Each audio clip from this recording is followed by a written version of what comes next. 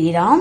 ఈరోజు హనుమత్ జయంతి కదండి. అందరికీ కూడా మా హనుమత్ జయంతి శుభాకాంక్షలు అండి. ఈ గ్లాస్తో నేను అప్పాలు చేద్దామని ఈ గ్లాస్తో తలకొట్టి గోధుమ పిండి తీసుకున్నాను. దానికి అంటే తలకొట్టి తీసుకున్న దానికి నిండాగా వరిపిండి వేశాను. ఒక స్పూను ఏంటంటే సుజీ అంటాం కదా, అది కొంచెం వేసానండి, కరకరలాడుతూ వస్తాయని. అయితే ఇప్పుడు ఇదే గ్లాసున్నర బెల్లం తీసుకున్నాను. ముందుగా మనం కొబ్బరి ముక్కలు వేసుకుందామండి. దానికోసం నెయ్యి వేసాను ఇందులో. ఈ కొబ్బరి ముక్కల్ని ఎర్రగా వేసుకోవాలండి. ఇప్పుడు ఇందులో నెయ్యి ఉన్నది కదండి, ఆ నెయ్యిలోనే మనం నీళ్లు వేసేద్దాం.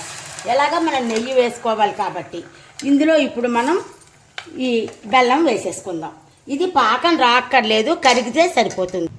ఇప్పుడు దీంట్లో పిండి కూడా వేసేసాను, ఇది కూడా వేసేస్తున్నాను. కొద్దిగా నెయ్యి వేస్తున్నాను. నెయ్యి వేసి దీన్ని కలిపేస్తున్నాను.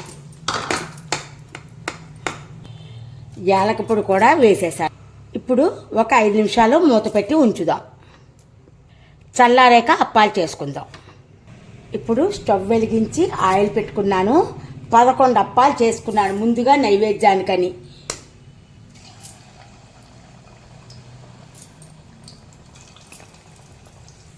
సన్న సెగని పెట్టుకుని వేసుకోవాలి. చూస్తున్నారా, ఇలాగ దేవుడికి నైవేద్యానికి ముందుగా వేచి కొన్ని తీసేశాను. ఇంకా మిగతావి వేగుతున్నాయి. ఇలాగా పులిహోర గారెలు మా వారు నైవేద్యం పెట్టారు.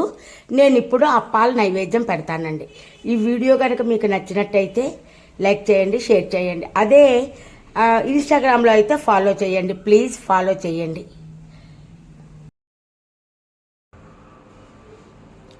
ఈరోజు ఆంజనేయ స్వామి జయంతి కదా, హనుమత్ జయంతి కదా, దానికోసమని పులిహోర గారెలు నైవేద్యం అన్నమాట. ఈరోజు నైవేద్యం ఏంటంటే గారెలు పులిహోర, అంతేకాకుండా అప్పాలు కూడా చేస్తున్నాను, అవి కూడా పెడతానమాట. ఇవి మామూలుగా ఇవి తీయడం కుదరలేదు, చేసినప్పుడు నాకు వీలు పడలేదన్నమాట.